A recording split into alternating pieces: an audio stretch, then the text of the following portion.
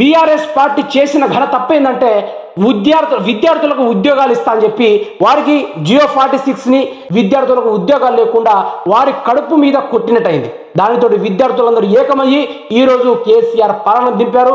అదేవిధంగా BRS party కొనసాగించుతున్న ప్రజలందరూ ఈరోజు ఏకమయ్యి ఆ కుర్చీని కూలగొట్టడం జరిగింది. మరి కేసీఆర్ ఎప్పుడు ఊహించని విధంగా నేను ఓడిపోతాను అని అనుకోని విధంగా ఈరోజు పార్టీ పూర్తి స్థాయిలో కోల్పోయిందంటే, అదేవిధంగా నిన్న మనం లోక్సభ ఎన్నికల్లో చూసుకుంటే మాత్రము అన్ని పార్టీలు కాంగ్రెస్ పార్టీ, బీజేపీ పార్టీ భారీ స్థాయిలో సీట్లు దూసుకుపోతూ ఉంటే మొదటి నుంచి మొదలు పెడితే చివరి దాకా బీఆర్ఎస్ పార్టీ జీరో కౌంటింగ్ దాకానే ముగిస్తూ ఉన్నదంటే ప్రజలు ఎటువంటి నిర్ణయం తీసుకొని బీఆర్ఎస్ పార్టీని బొందబెట్టి లోతులో పాతేయాలనే ఆలోచన ఉంటే అటువంటి విధమైన ఆలోచన తీసుకుంటారు.